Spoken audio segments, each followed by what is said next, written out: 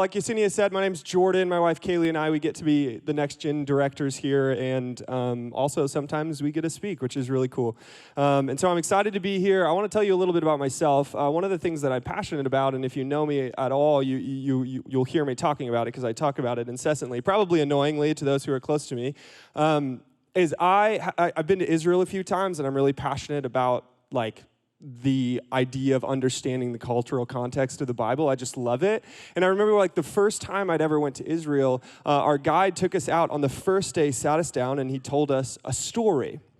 And it was a story about a first century rabbi named Akiva, which is a cool name, if we're being honest, right? Akiva is a cool name. He came like maybe a couple decades after Jesus and was walking around, and people still talk about what Akiva wrote. Like he's a like mega man when it comes to understanding the law, understanding the Torah, all this kind of stuff. People still talk about it all the time.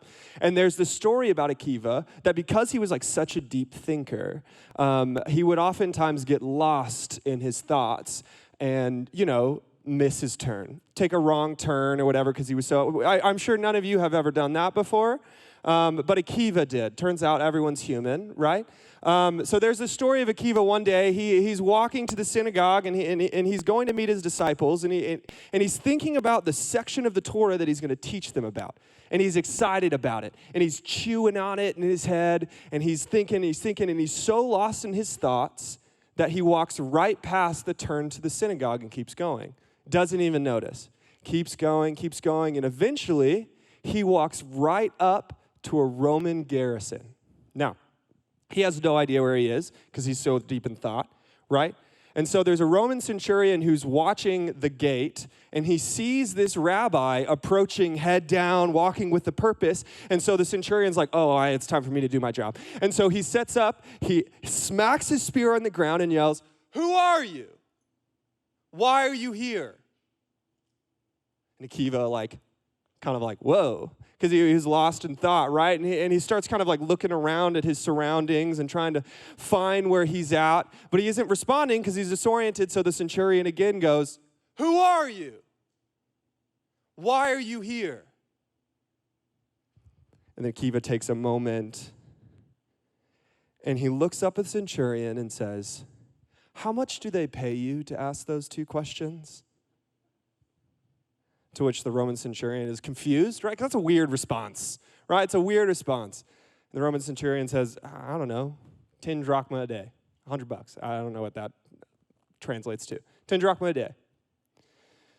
Akiva takes a moment, thinks, and says, "Yeah, I'll pay you twice that if you stand by my door and ask me those two questions every day when I leave my house.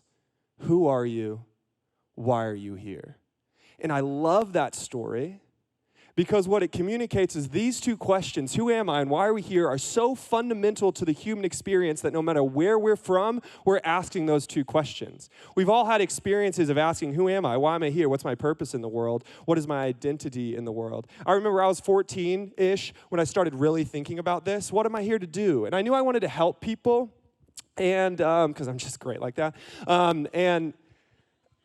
My dad is an ER doctor, and I was like, I could be a doctor. I love my dad. I look up to my dad. I think he's incredible. I could be a doctor. That's what I'm going to be. I think I might be smart enough to do it. I've since changed my opinion on that fact. But and then one day, my freshman year, I was set. I was like, I'm going to be a doctor, probably ER like my dad. It's whatever. I know it's a cool job, but I could do it. Like, I could hang. You know what I mean? Like, that's me, right? And then we had this project my freshman year for Career Day where you pick a career that you want to be when you grow up, and you shadow a person for a day, and then you write a paper on it, okay? And so I was like, that's great. I want to be what my dad does, so I'll just follow my dad to work. And so I did. I spent the day in the ER with my dad. And it was a pretty low-key day. Nothing much was happening. And I was like, yeah, I definitely could do this. I would wrap some ankles, maybe tell people, that's just a cold, take some aspirin. I can do that. I can do that. And then there came a moment where a call came in.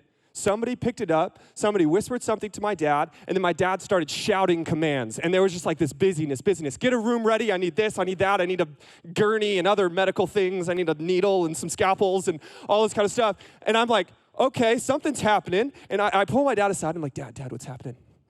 And he goes, there's been a car accident, and somebody is coming in who's very hurt, and we're going to be in that room. And I'm already picturing, like, they're going to need me to staunch the flow of blood, and I'm going to do it, and it's going to be great, and all this kind of stuff. And so I'm, like, amping myself up, and I get in the room, and then they wheel this woman in who had been in a car accident, and she had a compound fracture in her ankle. Now, if you don't know what that is, it's your ankle is supposed to be straight, and hers was at a right angle, okay? And she's obviously in a lot of pain. And I'm sitting there, and I'm watching my dad, and my dad stands up and sets the ankle. Now, there are some of you in here who, when you heard a story about my dad setting an ankle, your reaction was, man, that's so cool. I wish I could have seen that. And the rest of you are normal. So I'm sitting there. He sets the ankle, and no joke, you guys, I fainted, just in the room. Coming to, my arm is in like a bio-waste hazard can. A nurse is like helping me up. Turns in like, Dr. McDaniel, is that your son? He's like, he used to be, but not anymore. And I remember I was like, okay, maybe I'm not supposed to be a doctor. But I just remember, because this question is so hard, we're trying to figure out, who am I, why am I here, right? And one of the things that makes it trickier also is that we're surrounded by stories all the time that are bombarding us, that are actually telling us what the answer to that question is, and they're always different. Like, if you think about any commercial ever, this is what they're doing. Who are you? You're an adventurer. Why are you here? To see the far corners of the world. The only way you can do that is to buy the Ford Bronco. Who are you? Well, you're an elite athlete. Why are you here? Well, you're here to compete athletically and impress people and smell great while you're doing it. How do you do that? Buy degree deodorant. It's absurd to say, right? But just watch for it. Over and over and over, we're surrounded by stories that are telling us who we are and why we're here, and they're all different. In fact, sometimes they're so pervasive that we don't even know we're encountering them. They're like the water that we're swimming in. Now, we've been in a series on the Exodus, on Moses, where we've been talking about our identity, who we are, and why we're here. And the thing is what the Bible does in the Exodus story is it's setting it up as a clash between two powers who are telling different stories. The power and story of Pharaoh and the power and story of God. And they're coming together, and they both have different answers to the questions, who are you and why are you here? And it's this heavyweight clash between the two of them. So today we're going to be in Exodus chapter 7. We're going to read a section from Exodus chapter 7 if you have your Bible. This is describing a confrontation when these two powers come head-to-head like a heavyweight match, and we're trying to figure out who's going to win, which story is going to prevail, what are the stories saying, what are they communicating, and it says this is one of the first times Moses has come before Pharaoh. God has sent Moses to Pharaoh to complete a specific task, and this is what happened. Exodus 7, verses 8 through 13. The Lord said to Moses and Aaron, when Pharaoh says to you, perform a wonder, then you shall say to Aaron, take your staff and throw it down before Pharaoh, and it will become a snake. Cool trick. So Moses and Aaron went before Pharaoh and did as the Lord commanded. Aaron threw down his staff before Pharaoh and his officials, and it became a snake. The Pharaoh then summoned his wise men and the sorcerers, and they also, the magicians of Egypt, did the same by their secret arts. Each one threw down his staff, and they became snakes. But Aaron's staff swallowed up theirs. However, Pharaoh's heart was hardened, and he would not listen to them, as the Lord had said. So we have this scene, this heavyweight clash between two powers. Who's going to win, God or Pharaoh? Which story is true, the story of God or the story of Pharaoh? And then there's this scene where there's a stick that gets thrown to the ground, and naturally it becomes a snake. And then Pharaoh isn't actually that impressed because he has friends who can do the same magic trick. And so he gets those friends to come, and they throw their snakes or staffs on the ground. They become snakes, and he's like, see, that's not that impressive. It is impressive, if we're being honest. And then there's this clash between the two of them. Now, it's interesting Because what is happening, why this is happening, is because we are in a situation, and by we, I mean the Israelites, are in a situation where they have been living under the story of Pharaoh for 400 years as a slave. And what Pharaoh has done is he has set up a system where their worth is based on how many bricks they can make. This is the story of Exodus. He turns his people, they're flourishing, he gets scared, he makes them slaves, and now they're making bricks. And so their worth is determined based on how many bricks they make. I know it's really difficult to think about a society where your worth was tied with your production. I know it's really hard for us, so I need us to really concentrate on what it would be like to live in a world where your worth was measured by how much you contribute, right? But that's the world they're living in. And so much so that when they don't contribute enough, it was reinforced by violence. What Pharaoh says is if they don't make enough bricks, beat them until they do. Oof. Right? So the story that Pharaoh begins to tell in the world is a story that is rooted in the idea that your worth is based on your production, and they're swimming in this. They're absolutely swimming in this. But the crazy thing is it's not just them that are enslaved. If you actually look, how many of you guys have seen Moon Knight yet? Anybody watched it? A couple of you have. It's a Disney show about a superhero. It's a new Marvel superhero, and essentially he is in a relationship with an Egyptian god, and not a relationship, but they're partners, I guess. And the Egyptian god makes him a superhero, and it introduces you to the Egyptian pantheon of gods. And the way that the Egyptian pantheons of gods viewed humanity was that humanity's existence was to be slaves and serve the gods. The chief among them was Pharaoh. Pharaoh was the first and greatest slave of Egypt. Over the course of the day, Pharaoh had to do rituals that if he didn't do it, they believed the sun wouldn't move across the sky. Every single day. Even Pharaoh is enslaved by the system that says your worth is your production, except his enslavement is even more insidious because he has no idea. And he's perpetuating it. His relationship with his pantheon of gods has caused him to now create the same relationship between him and his people. He is a slave, so he creates slaves. Enslaved people enslave people. And so he begins to tell this story where your worth is tied to your production. Who are you? You're a slave. Why are you here? To produce. Now, the sad thing is, the story of Pharaoh is still alive and well today. We live in a society where we measure people's worth by their production. You think about it. We talk about Elon Musk. We say Elon Musk is worth $230 billion. We don't say Elon Musk has $230 billion or Elon Musk's wealth is $230 billion. We say this is how much he is worth. Now, you might saying, Jordan, that's just pedantics. We all know that that's not what that's communicating, except words have power. They absolutely do.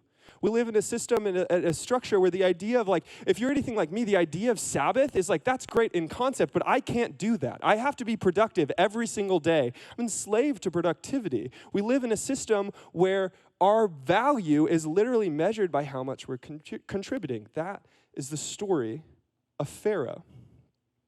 Not only that, but that order is kept in place by violence. I don't know if you guys know this. There are 13,000 nuclear weapons in the world that we know about. Scientists agree it would take about 100 to make the world completely uninhabitable. So we have the power to destroy the world over 120 times. And yet, and those are very expensive to make, and yet if you talk to a social worker or a teacher, they are underfunded, under-resourced, and exhausted. That is the language of Pharaoh. And one of the things that happens is we hear that, and the first thing that comes into our brain is yes, but we live in the real world. This is the way it has to be. Things don't change. What it was yesterday is what it will be today, and what it is today is what it will be tomorrow, and things do not change. That is also the language of Pharaoh. And so that is the language in which they are swimming in, and that is the language that so many of us still are too. So many of us are enslaved to this idea that our worth is tied to our productivity, that we have to protect with violence. And we don't even know it. And then comes the other contestant in the story of God.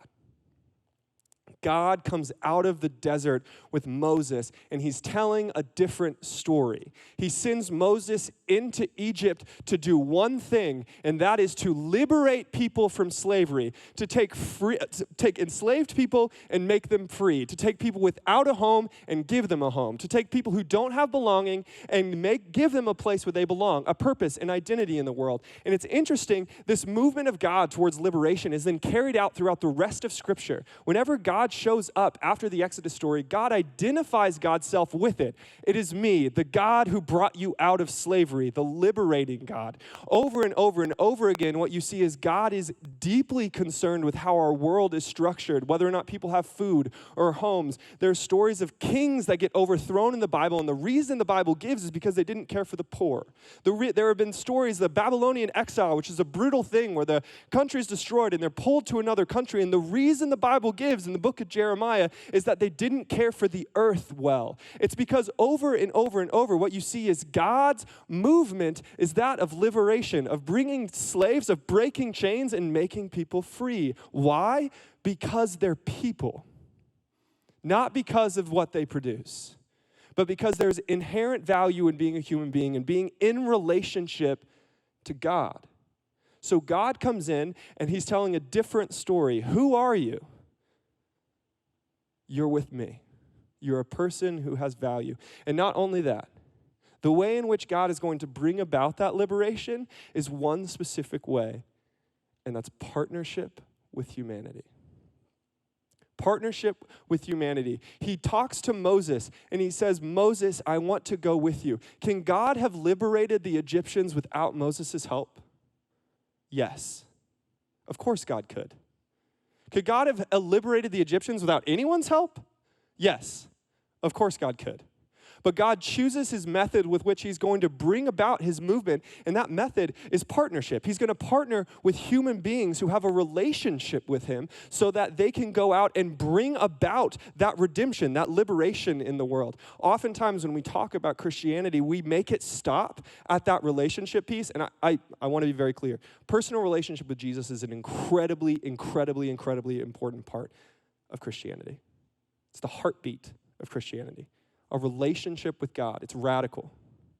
But a Christianity that stops with personal relationship and doesn't go out any farther, if my Christianity stops only with me, that Christianity is 200 pounds soaking wet. It's not big enough. Christianity is a story not about only personal relationship with God, but it's about global redemption and global liberation that is brought about in part through people who have a personal relationship with God, partnering with God to make it happen. That's different. It's a bigger story, a story of liberation that answers the question, who are you? You're a partner with God. And why are you here? To join in what God's doing. The story of Pharaoh says, who are you, a slave? Why are you here to produce? The story of God says, who are you, a partner, a member, a family member, and why are you here to join in making everybody that? That is a different story, a radically new story that no other belief and pantheon of gods at the time had. It was completely and totally different. So the question that becomes, if God is looking for partners to bring about God's movement in the world of liberation, of justice, of home, of redemption, of reconciliation, all of those things, what kind of partners is God looking for? What kind of people join in this practical way? What kind of partners is God calling us to be to take part in God's movement? Well, who else to look at except Moses? What is it about Moses that made God call Moses into partnership with God's mission of liberation? The first thing in the story of Moses, what we find out is that Moses is a person who sees. He sees the injustice that is going on. He sees the story of Pharaoh and what it is doing to his people. He understands it. And here's the thing, it's hard. I was reading a guy who is brilliant. His name is Abraham Joshua Heschel. If you have never read him, I encourage you to go buy all of his books and read all of his books so that we can talk about it, because nobody's read him. Well, some people have. And I just want to talk about him all the time. But he was talking about this. So Abraham Joshua Heschel was a Jewish professor and rabbi that lived over the course of the 1900s, 1900s, yeah. He marched with Martin Luther King. He lived through World War II. He did all of these things. Just a really cool guy. And he was talking about that one of the problems with modern humanity is we are so callous to catastrophes because we hear about them all the time. I was listening to a podcast recently, and this person was talking about empathy fatigue, about how we keep hearing about these catastrophes that are happening in the world, and there's a callousness that's forming in our heart because our brains were literally not developed to handle that much information. We were developed to care about the issues of our tribe, not the world. And we're the first generations who have now been globally connected, and we're trying to figure out how to still see and care when we're being bombarded with catastrophes. And I don't fully know how to do that.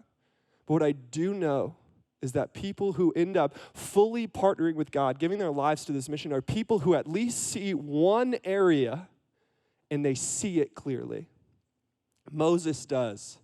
The next, not only do they see it, they're people who cry out. What we see in the Exodus story is there's a part where the people are under so much suffering that they end up crying out. It doesn't even say to God. It just says to the air at how broken the system is, at how much pain that they are in. And oftentimes we think that like the idea of feeling something so deeply that it ends up making you cry out is not necessarily necessary. But if you look at the Bible, it is holy. There are all sorts of examples of this. If you read Malachi, if you read Habakkuk, if you read Amos, if you read Job, if you read the Psalms, if you read the book called Lamentations, which is literally an entire book of crying out because you've let yourself see the injustices, the pain, the story of Pharaoh that is prevalent in the world. You've let it affect you so much that you feel it.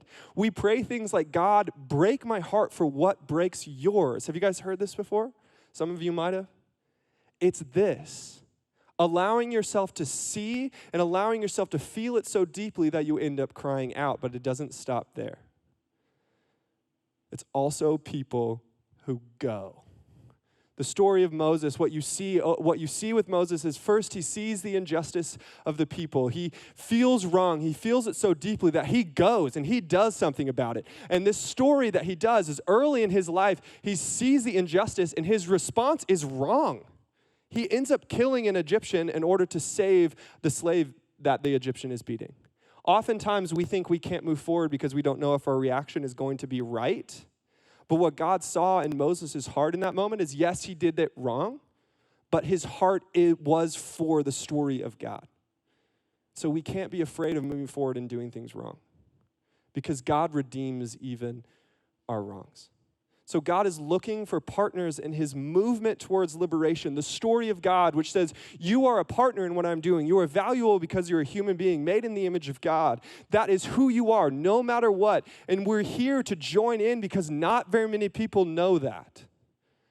And in order to fully take part, we have to see, we have to feel so deeply that we cry out, and then we have to go and do something about it. And we all have examples of people like this. Nurses who spend their life caring for sick people are joining in. A doctor who spends her entire life researching how to solve like a disease that there's no cure for, her life is joining in what God's doing. It's bringing about reconciliation in the world. Mothers and fathers who spend their lives teaching their children to love and care for their neighbor with everything that they have are joining in with what God is doing in the world. There are people who see, cry out, and they do something about it. There are people in this room, so many of you, who are joining in your specific way because you see something and you're moving towards it. That is what it means to take part with what God is doing in the world, and you can do it wherever you are. Business people who choose to pay their workers a livable wage so that they can have a good life, that's taking part in what God is doing in the world. Bringing about redemption, liberation, breaking chains, making people free, showing people that they belong. That is the story of God. And the movement of God is brought about in part by a group of people who have a personal relationship with God and are partnering with God to bring that about. But I say in part for a specific reason. And that's because if you actually look at the story of the people of Israel and the story of Moses, eventually this does succeed, and they take the people of Israel out. They bring them to a mountain called Sinai, and there's all this really cool stuff that happens at Mount Sinai. And essentially what God does is God charges them to become the type of people that do what God did for them out of Egypt, but they do it for the rest of the world. He says, you will become a kingdom of priests, a group of people that serve as the intermediate between God and them. That's who you are. And so you see this group of people begin to try to live out what it means to be a partner with God. And they try, and then they forget. And then they try, and they forget. And then they try, and they forget. Over and over and over again, and there's something profoundly human about that. This is one of the things that makes me love the story of the Bible, is because doesn't mess around with the fact that it is human to forget and be reminded, and then forget and be reminded. But what you see over the course of the story of this people trying to be a partner with God and failing over and over and over, like I know that I have in my life, God's movement of liberation, of breaking chains, of redeeming the world, of knitting together all the broken pieces, is not stopped. Why? If it really is on us, why is the movement of God not stopped? But if you look closely at the story of Exodus, you realize that although we are partners with God in this movement, what this is an invitation into participation. It's not a responsibility to accomplish. It's an invitation into participation. It's not a responsibility to accomplish. Every single plague, God asks Moses to do something. Hit his staff into the water, and then the water turns into blood. Throw dust in the air, and now there are gnats. God didn't need Moses to do any of those things. But what God was doing was welcoming Moses into participatory action in the world. But the ultimate responsibility for liberating those people was always on God. It reminds me of a story when I was growing up, when we would go into our neighborhood, when we would drive into our neighborhood, and my mom wasn't in the car. My dad would look over to one of us kids and say, "Do you want to drive?" And we would be like, "Yeah." And so he would take us, he would sit us on his lap, he would control the pedals, but we steered. The responsibility to get us home was always on my dad, but we were invited to participate. Could my dad have made us home all by himself? Did he need us to sit on his lap and steer? No. But he invited us to take part in what he was doing, because the responsibility to accomplish the mission of God is on God, not us. And that's actually seen most clearly as multiple centuries later, God comes again and reenacts the Exodus in a powerful way. From the moment that Jesus was in Mary's womb, he begins to reenact the Exodus. He is born at a time when the leader is killing male children in order to stop him from being born. Who else was that? Moses. He then flees to Egypt to find refuge. Who else finds refuge in the nation of Egypt? Moses. Moses spends 40 years in the wilderness before he starts his ministry to liberate the people of Israel. Who spends 40 days in the wilderness before he starts his ministry to bring about liberation once again? Jesus. Jesus comes in Luke chapter 4 and says, "I'm here to set the captives free." That is why I'm here. The first miracle of Moses, turning water into blood. The first miracle of Jesus, turning water into wine. the Passover as the final liberating act where an innocent is killed so that these people can be born again as the firstborn of Israel, who dies on Passover so that we can come into relationship with God and literally be born again. All the images are the exact same. It's Jesus. Jesus reenacts the Exodus on a grander scale, setting captives free, bringing hope to those who are hopeless, bringing meaning to those who think they're worth nothing, giving purpose to those that think they can't contribute. That's what Jesus is doing over and over and over again on a much wider scale, because the movement of God has always been about liberation, both of our own personal hearts, but also of the world, of people who don't have homes, and people who don't have food, and people who are enslaved to productivity, who think they're not worth it because they're not producing the way that they are. Jesus came to show us that we are valuable, that we have a home, that we belong as we are. The greater Exodus was Jesus on the cross. And there will come a day when the story of Pharaoh is wiped out completely. What the Bible says in Acts chapter 3, he says, we are waiting for Jesus' return for the ultimate redemption of all things. Revelation paints a picture where all wrongs are made right, where all tears are wiped away. What Ephesians tells us is that in Christ, God's plan for the world is to unify all things into himself. There will come a day when the story of Pharaoh that enslaves so many of us is going to be wiped away forever, and it's going to be Jesus who has done that. But in the meantime, we get to participate in confronting and removing when the story of Pharaoh pops up once again. Where we are, when we are, we can set it down. When it pops up again, we can stand up against it. That's what we get to do in the meantime. A movement of people bringing about liberation in the world because God's self, brought about liberation for us. That is who you are. That is who I am. And that is why we're here. And if you're sitting here and you say, I have never experienced that home, that belonging, I didn't know that that was true about myself. I feel worthless because I don't produce. I feel like I don't belong. I'm here to tell you that Jesus paved a way to show you that no matter what, you belong.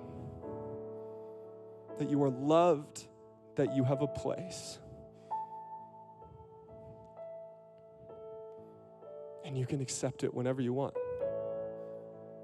And so what I want to do now is I want us to close our eyes and bow our heads. And if you're sitting in this room and you feel enslaved, you've never experienced the love of God, the belonging of God, and you want to say yes to it for the first time, I want you to pray a prayer like this. God, thank you. Thank you for showing us, for believing in us, for showing us how much you love us, for providing us a home, for providing us a way to break the chains of slavery that we still live in. God, I say yes to that. I accept your love, and I will let you love me as I am. Now, if you said yes to that for the first time tonight, to take part, to be a partner, to have the identity, we want to mark this moment with an action. And so I just want to encourage you, with all heads bowed and all eyes closed, just raise your hand where you are. All right, hands down.